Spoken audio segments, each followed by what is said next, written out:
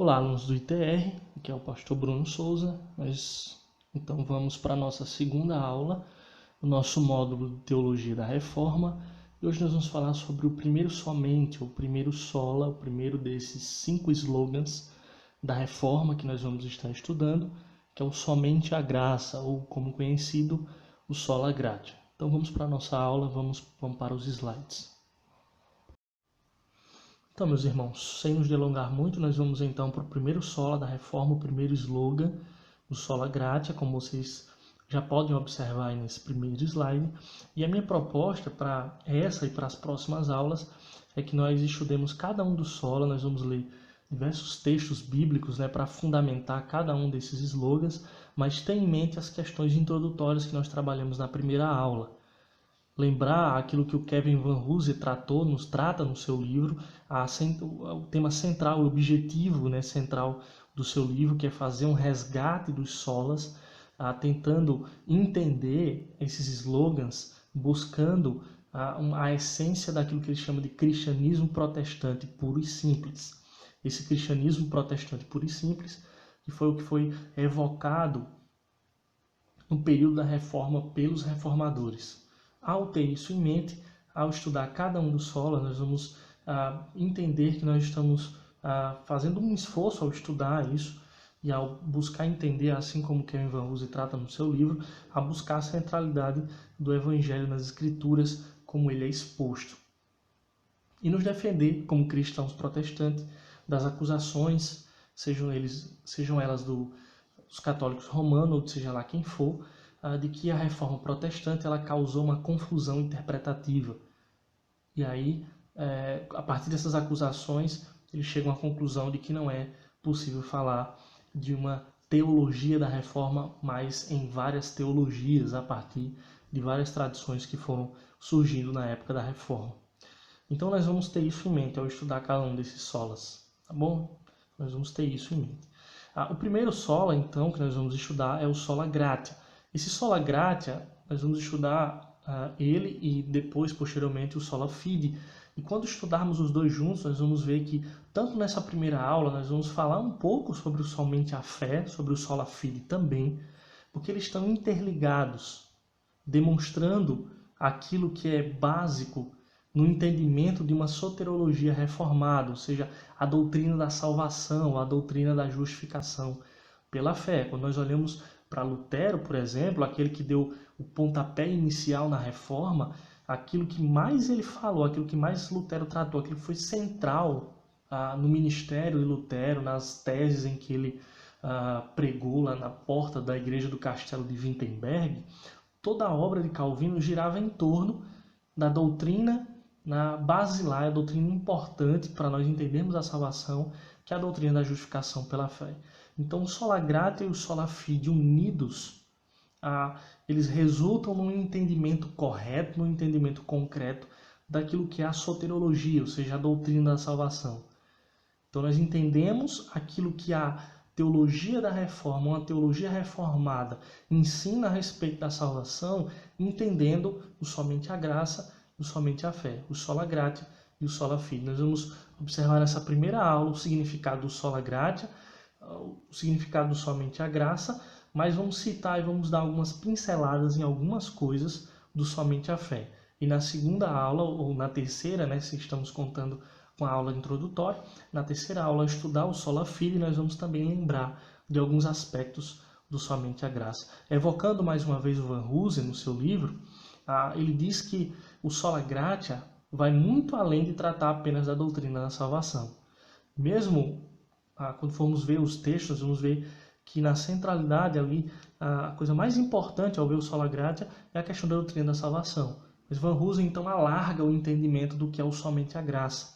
Então o sola gratia ele vai muito além do que tratar apenas da doutrina da salvação. Para ele, a graça de Deus, a verdade, a doutrina da graça de Deus que está nas Escrituras, ela diz respeito ao modo em que o Pai, o Filho e o Espírito Santo compartilham seu amor, vida e luz, respectivamente, com aqueles que não são Deus. Não sei se os irmãos lembram, mas na primeira aula, nas questões introdutórias, nós vimos a respeito da obra da Trindade ao falar dos solas, né, dos somentes.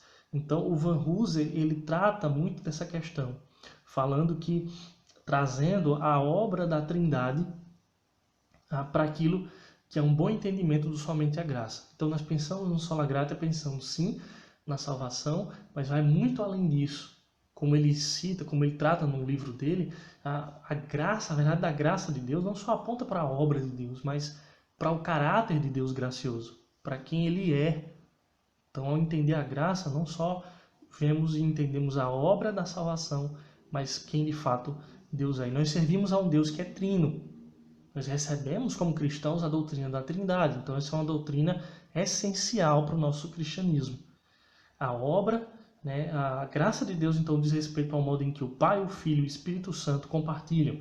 O Pai compartilha o amor, Cristo compartilha a vida e o Espírito compartilha a luz. E aí eu montei esse gráfico aí, simples, para tentar traduzir o que ele coloca, então, no livro, né? O Kevin Vanhoozer, então, ao falar dessa obra do Deus triuno, graciosamente, ao salvar o seu povo, mas também para aquilo que ele é.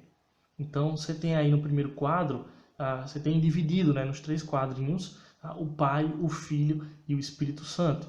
Então, o Pai, nós vemos no Pai a graça originadora, no Filho a graça salvadora e no Espírito Santo a graça iluminadora.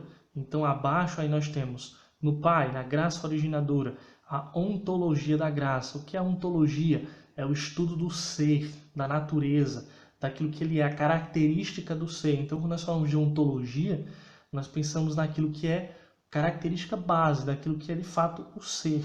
Então, como nós vemos no Pai essa ontologia da graça? Nós vemos na criação. E não só na criação, mas nos decretos de Deus, na eleição. É muito comum, ao falarmos na obra trina, da obra da Trindade de Deus na salvação, nós falarmos do Pai que elege, do Filho que redime e do Espírito Santo que aplica. Então nós temos no Pai a salvação prometida, no Filho a salvação cumprida ou exercida de fato, e no Espírito Santo a salvação aplicada em nós. Então nós temos, para entender esses 3 aspectos dessa graça de Deus, olhando para a Trindade, olhando para o Deus Trino. Então, Pai, graça originadora, nós vemos isso como uma ontologia da graça, ou seja, aquilo que a graça é. É por isso que o Vanhoozer, então, fala da graça de Deus apontando para o caráter de Deus, para aquilo que ele é. Na eternidade, nos seus decretos, não só nos seus decretos, mas na sua obra também, como na obra da criação. Ao olharmos para o Filho, então, nós temos a graça salvadora. E aí, então, nós falamos então de economia da graça. A economia, a ideia de economia é a ideia de estudar observar as 3 pessoas da Trindade e olhar cada função, cada obra, a obra que cada uma das pessoas faz dentro da pessoa do Deus Trino. Então, ao falar de Trindade ontológica, nós estamos falando daquilo que Deus é. Deus é um Deus trino, e nós podemos ver isso na Escritura. Quando nós falamos de economia da Trindade, nós estamos olhando para as 3 pessoas distintamente e cada obra que cada um exerce na obra da salvação. Então nós temos no Filho a graça salvadora, ou seja, a economia da graça, de fato a obra da salvação, tanto prometida lá no Antigo Testamento, por meio das profecias do Filho, do Messias, e também quando nós olhamos para o Novo Testamento, quando Cristo vem, então o Logos divino encarna e morre na cruz para salvar o seu povo. Então nós temos redenção. E ao olhar para o Espírito Santo, para a pessoa do Espírito Santo, nós temos então a graça iluminadora. Então é a teleologia da graça. Ao falar de teleologia, observe que não é teologia, mas teleologia. Essa expressão é o estudo dos objetivos, né? Daquilo que é o objetivo, daquilo que é o fim, ou a finalidade. A teleologia fala disso, do objetivo de algo, de um ser, ou de um pensamento, ou de uma escola. Então a teleologia, né? Ao Senhor nos salvar, nós vimos um pouco disso na aula introdutória, ao Senhor nos salvar, o Senhor está salvando um povo, uma nação para si. Está chamando essa nação para se relacionar com ela, esse povo. Primeiro, observando a nação de Israel, e depois vai olhar a partir do Novo Testamento, e para nós que somos o Israel de Deus, a igreja do Novo Testamento. Então, a teleologia da graça é Deus está exercendo a sua graça, Deus é gracioso nos seus decretos, na obra da eleição, quando nós vamos ver, na obra da criação, no relacionamento, no seu relacionamento com o seu povo. Na obra de Cristo nós temos ali essa economia da graça, essa redenção, essa graça salvadora, e no Espírito Santo a aplicação dessa graça, a graça então iluminadora. E a teleologia da graça fala então de santificação, é o objetivo. Então Deus nos criou, Deus nos salvou. Nessa última linha aí do nosso gráfico nós temos a criação, nós temos a redenção e nós temos a santificação. Então quando nós falamos de graça, nós estamos falando apenas da nossa salvação de uma maneira graciosa. Mas todas as obras de Deus e o caráter de Deus é permeado por essa graça. Deus, ao criar o ser humano, ao criar a natureza humana e todas as coisas, ele faz isso de uma maneira graciosa. Então, por isso, o Van Hus ele alarga nosso entendimento daquilo que é a graça. Nós precisamos ter isso em mente ao estudar, então, o sola gratia, ou somente a graça. Não é só a salvação, por mais que dentro do contexto ali da Reforma foi muito falado sobre a salvação pela graça. Mas quando nós pensamos na graça de Deus, nós estamos falando de quem Deus é, do caráter gracioso de Deus e de todas as suas obras. Então, irmãos, é necessário que nós possamos conceituar a graça, ou seja, dar um sentido. Porque quando nós falamos de somente a graça, nós precisamos entender o que é que nós estamos falando com graça de Deus. O que é que significa graça? E aí, já olhando agora para a apostila de vocês vão encontrar esses textos que nós vamos acompanhar aqui no slide na apostila. E o autor, então, da apostila traz algumas perguntas para nós pensarmos no conceito de graça. Como é que se efetua a salvação? Pondo de maneira pessoal, ou seja, olhando para a salvação nossa, a salvação pessoal, como sou salvo? Uma pergunta que o ser humano faz, uma pergunta importante para o ser humano. Como é que o homem é salvo? A Bíblia responde: o homem é salvo pela graça. Mas o que é que isso implica? Qual o significado de ser salvo pela graça? Ele diz o seguinte: a graça tem vários significados na Bíblia. O principal deles significa beleza. Algumas vezes é traduzido como graças, dando uma ideia de bênçãos, de presentes, ou essa ideia daquilo que é belo. Mas frequentemente se utiliza no sentido de um favor imerecido de Deus. Esse é o conceito mais conhecido de graça. O favor imerecido de Deus é um presente, é um favor, é uma obra divina que ele faz tendo como alvos dessa graça pessoas que não merecem, seres que não merecem. É por isso que é graça, que é um favor que nós não merecemos. E esse favor imerecido é demonstrado ao seu povo, a nós, em Cristo, por cujo poder ele os salva. Este é o significado óbvio no texto que nós vamos analisar agora. Esse texto, então, é central para nós entendermos o significado da graça. Dentre tantos textos que nós poderíamos analisar quando nós pensamos naquilo que significa a graça de Deus, ou sermos salvos pela graça de Deus na Escritura, é o texto de Efésios capítulo 2, versículos de 1 a 10. Nós temos vários outros textos, nós vamos ler também alguns outros textos, mas esse texto ele é central e ele vai nos guiar agora naquilo que nós vamos conceituar a respeito da salvação pela graça. Então tem a expressão aí: pela graça sois salvos. Todo cristão que se preze, seja ele de qualquer tradição, se você perguntar para ele, a pessoa vai dizer como é que nós podemos ser salvos? Ou como nós somos salvos? Pela graça de Deus ou por obras? Nós conseguimos alcançar nós conseguimos alcançar a salvação pelos nossos méritos, pelas nossas obras, ou isso é impossível? A salvação é pela graça de Deus. A grande maioria, a maioria esmagadora dos cristãos vai dizer que nós somos salvos pela graça. Pela graça sois salvos, Efésios 2, 8 e 9. Então, nós vamos ler todo esse contexto para entendermos o que significa de fato, porque muitas pessoas falam que são salvos pela graça, mas não compreendem o que isso de fato significa. A primeira coisa que nós devemos entender, ao olhar para esse texto e a pensarmos na salvação pela graça, pressupor o nosso estado de pecado e miséria. Nós precisamos ter um bom entendimento daquilo que significa estar nesse estado de pecado e miséria. Usando aqui uma linguagem, essa linguagem que é encontrada no nosso catecismo, no catecismo de Westminster, no maior e no breve. O homem ao pecar, Adão como representante da natureza humana, ao pecar, subjugou toda a natureza humana a um estado de pecado e miséria. Então nós, antes da salvação, antes da regeneração, nós estamos num estado de pecado e miséria. E ao pensarmos na graça, é necessário, é indispensável que a gente, então, pressuponha esse estado de pecado e miséria, o que ele significa. E olha só o que Paulo, então, escreve nos 3 primeiros versículos desse texto.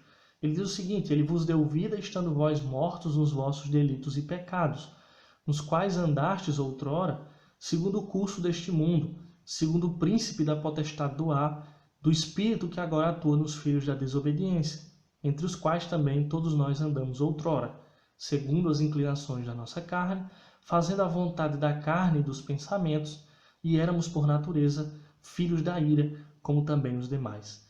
Então, Paulo já começa dizendo que a obra graciosa de Deus, ele nos deu vida, estando nós nesse estado de pecado e miséria. E que consiste isso? Nós estávamos mortos em nossos delitos e pecados.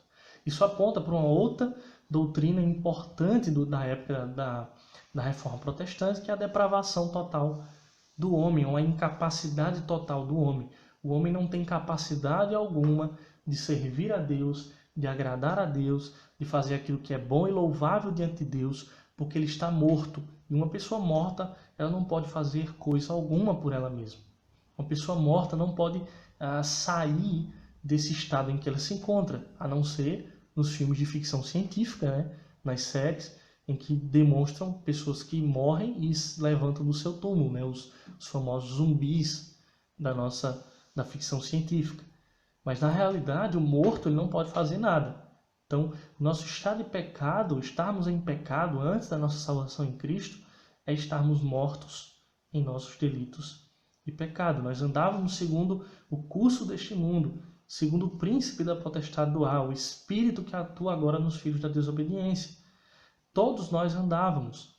E nós fazíamos então aquilo que a nossa carne era inclinada a fazer, fazendo a vontade da carne e dos pensamentos.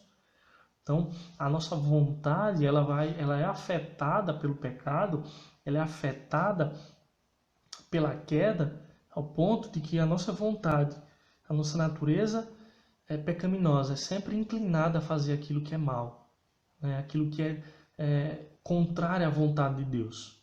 E então, por isso, por essa natureza pecaminosa, nós éramos, como Paulo escreve aí, filhos da ira, como também os demais. Estávamos debaixo da ira de Deus. Era isso que nós merecíamos. Era isso que nós merecíamos. Nosso estado de pecado, nós merecíamos a punição, a ira de Deus. E nós podemos fundamentar isso com vários e vários outros textos que vocês podem ler. Isaías 53, por exemplo, demonstra essa ira que foi derramada sobre Cristo, que era para ser derramada sobre nós. Outros textos mostram a situação do homem, como Romanos 3. Não há quem entenda, não há quem busque a Deus, citando ali o Salmo de número 14, o apóstolo Paulo. Então esse é o estado do homem, sem fazer bem algum, debaixo e merecedor da ira de Deus, fazendo aquilo que a carne está inclinada a fazer, como morto em delitos e pecados. Então o que é que pode salvar uma pessoa nesse estado? Paulo então responde: a salvação então acontece pela graça de Deus em Cristo, nos versículos de 4 a 8 de Efésios capítulo 2. Mas Deus, sendo rico em misericórdia, por causa do grande amor com que nos amou, e estando nós mortos, aí ele repete essa expressão, estando nós mortos em nossos delitos, nos deu vida juntamente com Cristo. E aqui a expressão, pela graça sois salvos. Ela aparece 2 vezes aí nesse texto. Pela graça sois salvos. Então é isso que significa ser salvo pela graça. Deus sendo rico em misericórdia. Por que a misericórdia aí é importante? Porque nós éramos filhos da ira. E Deus agir com misericórdia, Deus não nos punir, não derramar sobre nós a sua ira, mas levantar de maneira graciosa o seu Filho, derramar sobre ele a sua ira, para que nós possamos então ser justificados pela graça, salvos pela graça, mediante a fé em Cristo. Por isso que a salvação pela graça é em Cristo. E nós vamos então dar uma pincelada aqui, como eu falei, na fé em Cristo, mas nós vamos aprofundar na próxima aula no Sola Fide. Então, continuando o texto, pela graça sois salvos, e juntamente com ele nos ressuscitou e nos fez assentar nos lugares celestiais em Cristo Jesus, para mostrar nos séculos vindouros a suprema riqueza da sua graça. Lembra daquilo que nós vimos no primeiro slide aqui dessa aula? A obra trina de Deus, quando nós pensamos na graça de Deus, a teleologia da graça, nos santificar, nos fazer assentar nos lugares celestiais em Cristo Jesus para mostrar nos séculos vindouros a suprema riqueza da sua graça.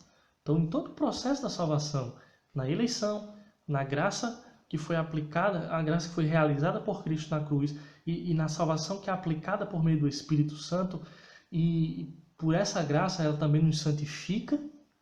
Em tudo isso nós vemos graça de Deus do início ao fim. Então, em bondade para conosco em Cristo Jesus. E aí o versículo 8 é o versículo então mais importante. Porque pela graça sois salvos mediante a fé, e isto não vem de vós, é um dom de Deus. Nós vamos entender isso muito mais claro quando nós unirmos o entendimento daquilo que significa o sola fide ao sola gratia. Pela graça nós somos salvos.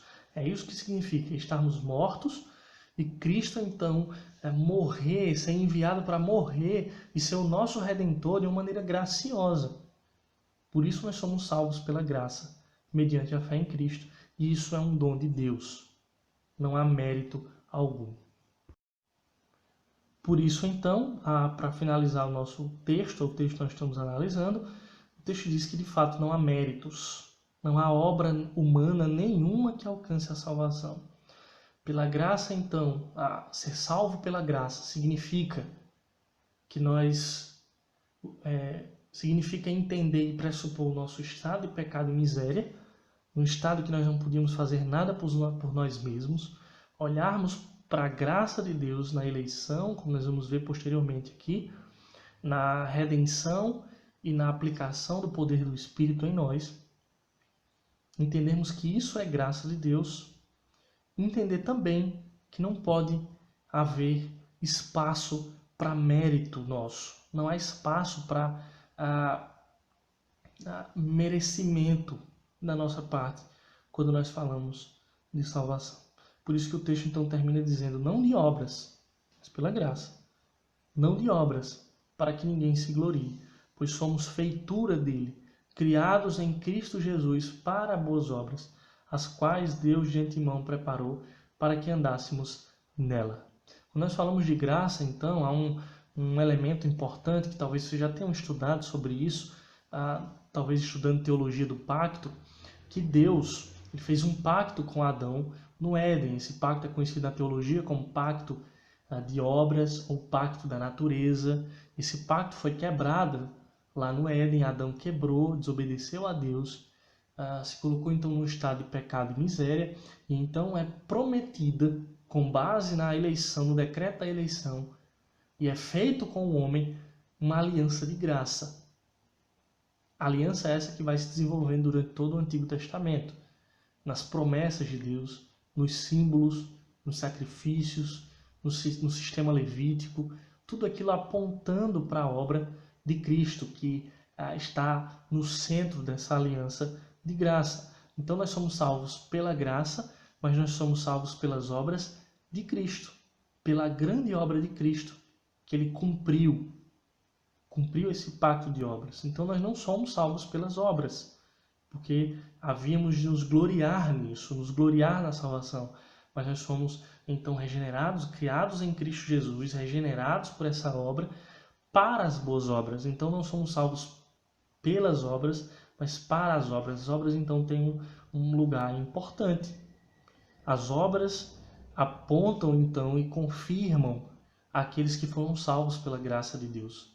Aqueles que foram alcançados pela graça de Deus apresentam diante do Senhor obras que glorificam o nome de Deus, obras essas que são operadas em nós pelo poder do Espírito.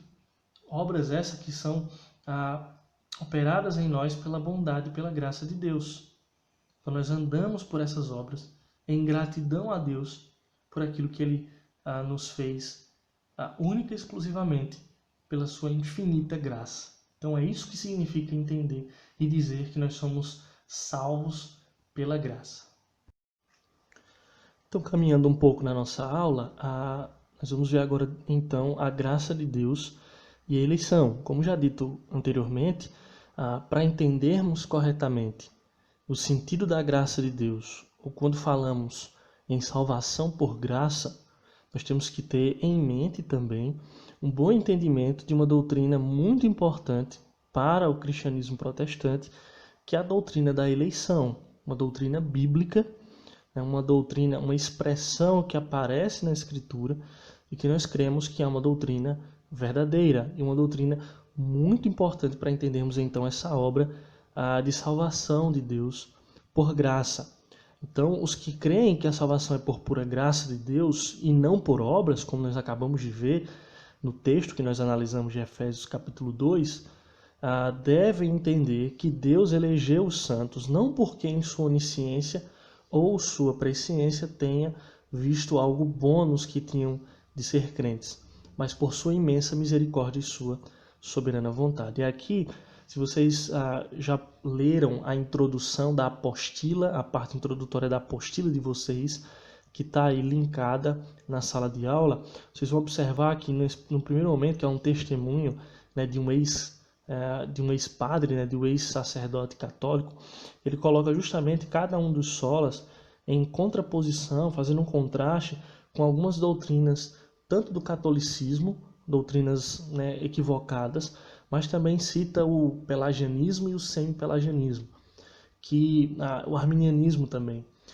Cada uma dessas correntes teológicas de pensamento aceitam a eleição porque não tem como não aceitar ou não elaborar um entendimento do que é eleição, porque a Bíblia fala em diversos textos sobre a eleição. Chama o povo de Deus de eleitos, né? Fala sobre a doutrina da eleição, quando nós vamos ver, já tem uns textos aí que vocês podem observar nesse slide e outros textos que nós vamos analisar também. Então a expressão eleição, ela está na Escritura, então não há como correr e fugir dela. Mas aí o que diferencia entre cada uma dessas correntes, como também a teologia reformada difere desses pensamentos, dessas correntes teológicas, né, como pelagianismo, semi-pelagianismo e arminianismo, é como que a eleição acontece. Então, quando nós falamos de salvação por graça, temos o entendimento que a eleição de Deus é baseada no seu amor, na sua graça, não em méritos, não em uma fé prevista ou Deus ter visto, por meio da sua onisciência, da sua presciência, que aqueles a quem ele elegeu, de certa forma, obedeceriam a ele ou teriam méritos, como a fé sendo uma obra, como nós vamos avaliar aqui no final dessa aula. Então é por graça, se é por graça, então a obra da eleição de Deus não é baseada em mérito, não é baseado em nenhuma fé prevista, como nós vamos ler aí nesses textos, né? Romanos capítulo 9, versículo 11, talvez seja o texto mais importante, mais conhecido do Novo Testamento, quando nós falamos de eleição. O texto diz o seguinte: ainda não eram os gêmeos nascidos, nem tinham praticado o bem ou o mal, para que o propósito de Deus quanto à eleição prevalecesse, não por obras, mas por aquele que chama. Então, aí fica claro, né, o apóstolo Paulo escrevendo a respeito de Jacó e Esaú. Deus amou Jacó e se aborreceu de Esaú, e não escolheu Esaú. Então Deus escolheu Jacó, e ele fez isso antes, o texto diz, antes dos gêmeos terem nascido, antes deles terem praticado o bem ou o mal, para que o propósito de Deus quanto à eleição prevalecesse não por obras, mas por aquele que chama. Então a eleição não é baseada em obra nenhuma, em mérito nenhum, mas com base no chamamento da graça, no convite da graça do Senhor, aqueles a quem Ele quer chamar e conduzir para a fé. Deuteronômio capítulo 7, versículos 6 a 8, falando do povo de Deus lá no Antigo Testamento, é um texto muito interessante também. Ele diz o seguinte: porque tu és povo santo ao Senhor teu Deus. O Senhor teu Deus te escolheu para que lhe fosses o seu povo próprio, de todos os povos que há sobre a terra. Então, essa é a eleição. Deus escolheu um povo, né, para que fosse esse povo, o povo de Deus, de todos os povos que há sobre a terra. E aí, por que que o Senhor escolheu o povo de Israel? Qual foi com base em quê? Foi uma presciência, onisciência em ver que o povo de Israel seria um povo melhor do que as outras nações? Porque eles teriam uma predisposição a obedecer ao Senhor ou coisas semelhantes? O texto deixa claro: não vos teve o Senhor afeição, nem vos escolheu, porque fosseis mais numerosos do que qualquer povo, pois éreis o menor de todos os povos, mas porque o Senhor vos amava, e para guardar o juramento que fizera a vossos pais, o Senhor vos tirou com mão poderosa e vos resgatou da casa da servidão, do poder de Faraó, rei do Egito. Então a imagem que nós temos é a imagem da libertação do povo de Israel do Egito, do cativeiro lá do Egito. E Deus fez isso porque ele prometeu, foi com base na sua aliança de graça, aquilo que nós falamos anteriormente, uma aliança de graça que vai se desenrolando a partir lá da queda em todo o Antigo Testamento, no Novo Testamento, com a plenitude da revelação em Cristo Jesus, e até hoje nós cremos que essa aliança perpétua chega até nós. Deus chama um povo por graça, porque Ele amou, Ele teve afeição, e Ele prometeu, fez as suas promessas, né? Prometeu guardar, chamou esse povo e prometeu guardá-lo para sempre. Então, a graça de Deus ela tem que ser entendida com base na eleição, ou a eleição com base na graça de Deus, para que nós possamos entender, então, essas duas doutrinas essenciais. Um outro texto que nós podemos analisar quando nós pensamos na graça de Deus e a eleição é Romanos, capítulo 11, versículo de 1 a 5.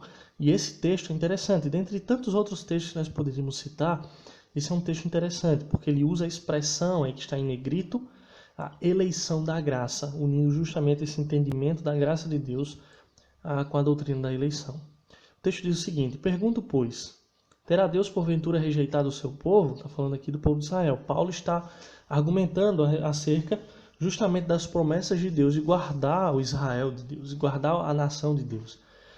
E aí o questionamento é justamente com base na ideia de que o Israel, o povo, a nação de Israel rejeitou o Messias, rejeitou a Cristo.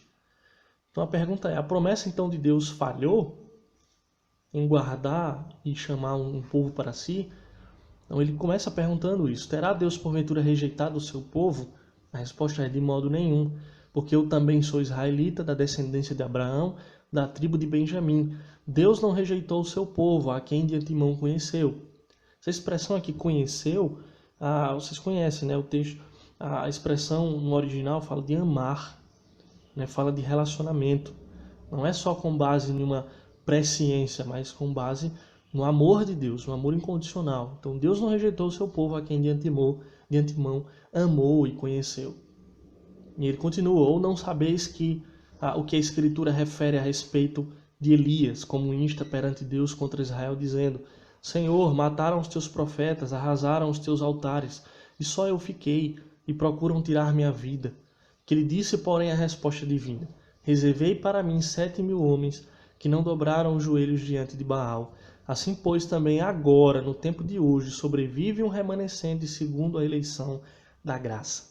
A resposta de Deus, então, citando aí 1 Reis, capítulo 19, se não me engano, que tem aí, então, esse relato do profeta Elias, né, que questionou a Deus, dizendo: onde estão os profetas? Né? Só sobrou a mim. E a resposta do Senhor: eu guardei um remanescente, eu preservei um remanescente, esses que não se dobraram a Baal.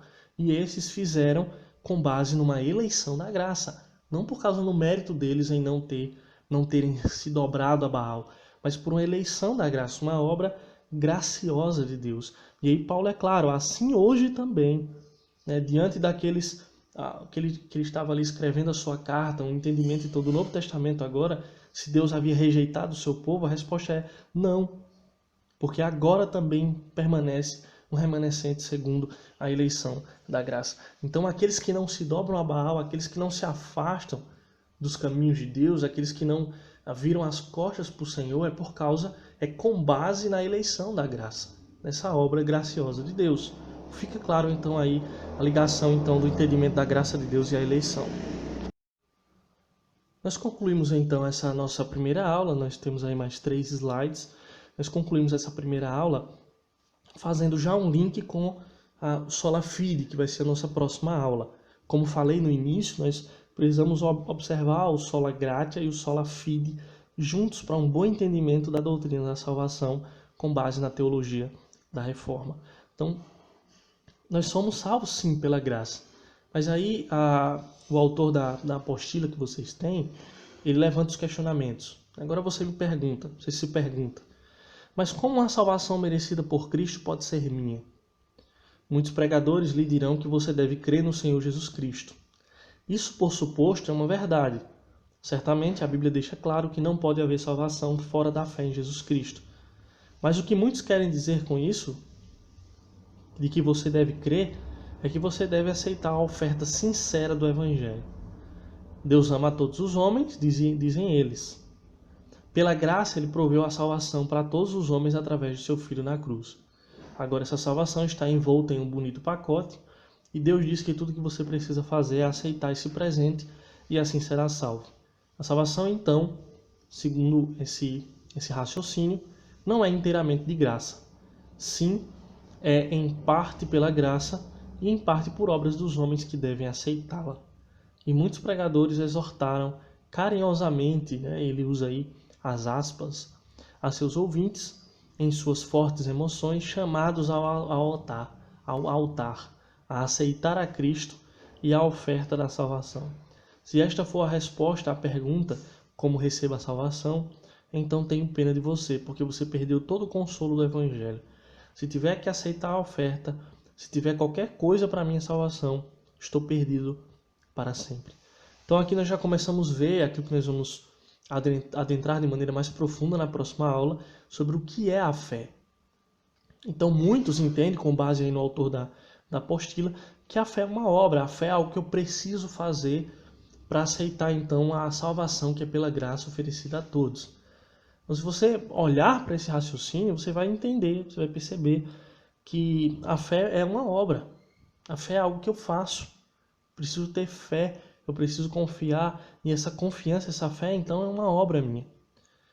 Mas então, o que é que significa ser salvo pela graça mediante a fé? Se não é uma cooperação, se não é algo que eu faço. O que é que significa essa fé em Deus? O autor então esclarece da seguinte forma: a salvação é recebida pelo pecador, não como deveríamos dizer, dada ao pecador através da fé. Entenda, aí através da fé. A fé é o meio pelo qual Deus nos dá a salvação. Não é uma condição para a salvação que devemos satisfazer. Não é um ato que devemos desempenhar e sobre as bases pelos quais Deus nos salvará. A fé é um laço vivo entre as pessoas de Deus e Cristo. É a conexão entre nós e Cristo através do qual Deus nos dá todas as bênçãos da salvação, as quais estão em Cristo para que fluam em nós. Pela fé estamos unidos a Cristo e vivemos nele, exatamente como os ramos na vide. Nós não vamos ler esse texto, mas é um texto que você pode conferir, João capítulo 15, em que Jesus fala dos seus discípulos ligados a ele sendo a videira e os seus discípulos, então, sendo os ramos ou os galhos. Quando nós olhamos, por exemplo, o texto de Efésios, que não está aí, mas vocês lembrarem, nós analisamos aí com bastante cuidado para falar sobre a graça de Deus, a salvação pela graça. Quando nós voltamos para o capítulo 1, nós vemos que as bases é a eleição de Deus, e essa eleição ela é feita em Cristo Jesus. Então, quando nós falamos de fé, nós estamos falando justamente do papel do nosso Redentor.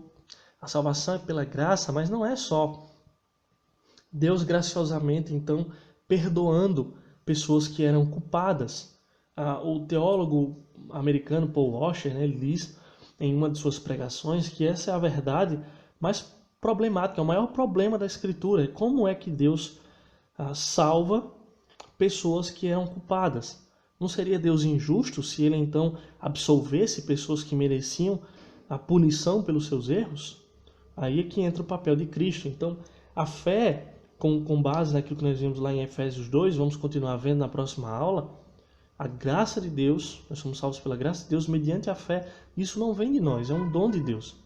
Então a fé é um dom divino para que nós possamos então receber a salvação pela graça e confiar em Cristo. Então nós recebemos a salvação através da fé.